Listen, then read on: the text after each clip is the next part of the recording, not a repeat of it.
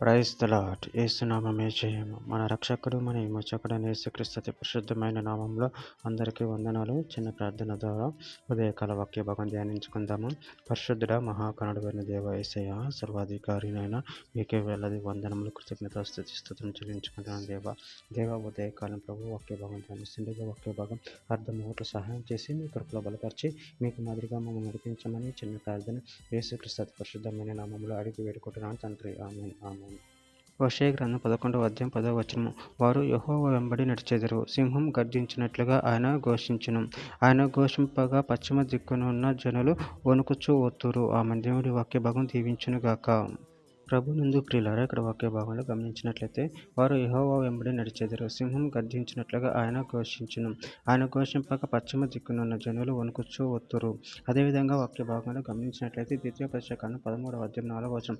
మీరు మీ దేవుడైన యెహోవాకు లోబడి ఆయనకే భయపడి ఆయన ఆజ్ఞలను అనుసరించి ఆయన మాట విని ఆయనను సేవించి ఆయనను హత్తుకొని ఉండవలెను. మీకా గ్రంథం 6వ అధ్యాయం 8వ వచనం. మనుషుడే ఏది ఉత్తమమో అది నీకు తెలియజేయబడి ఉన్నది. న్యాయంగా నడుచుకొనుటయు కనికరమును ప్రేమించుటయు దేని మనసు కలిగి నీ దేవుని ఎదుట ప్రత్యుత్తరమిచ్చుట ఇంతే కదా యెహోవా నిన్ను అడుగుచున్నాడు.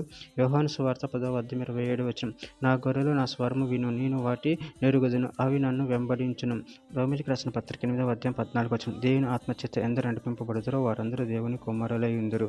యోవేలు గ్రంథం 3వ అధ్యాయం 16వ వచనం. యెహోవా సీయోనుల నుండి గర్జించుచున్నాడు, యెరూషలేములో నుండి తన స్వరం వినబడజేయుచున్నాడు.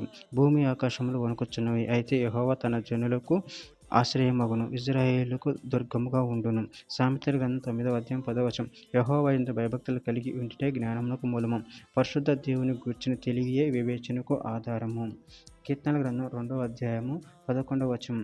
భయభక్తులు కలిగి యెహోవాను సేవించుడి, గడగడ వణుకుచు సంతోషించుడి. యెషయా గ్రంథం 66వ అధ్యాయం 2వ వచనం. అవన్నీ నా హస్తకృత్యములు, అవి నా వలన కలిగినవి, యెహోవా సెలవిచ్చుచున్నాడు.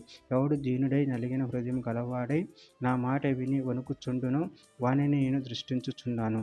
చివరిగా ఒక మాట, యెషయా గ్రంథం 43వ అధ్యాయము 5వ వచనం. భయపడకు, నేను నీకు తోడై ఉన్నాను. తూర్పు నుండి నీ సంతానమును తెప్పించేదను, పడమట నుండి నిన్ను సమకూర్చి రప్పించేదను. ఆమె దేవుడి వాక్య భాగం దీవించునుగాక. చిన్న ప్రార్థన చేసుకుందాము.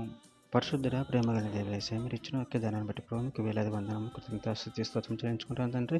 మీరే మాకు ఆశ్రయదుర్గముగా ఉన్నారు తండ్రి. నాయన, మేము మీ యందు భయభక్తులు కలిగి మీ ప్రేమ కృపను మమ్మల్ని బలపరిచి సరిపరిచి మీ చిత్తం మా జీవితంలో జరిగించమని చిన్న ప్రార్థన యేసుక్రీస్తు పరిశుద్ధమైన నామములో అడిగి పెట్టుకుంటున్నాను తండ్రి. ఆమేన్ ఆమేన్ ఆమేన్.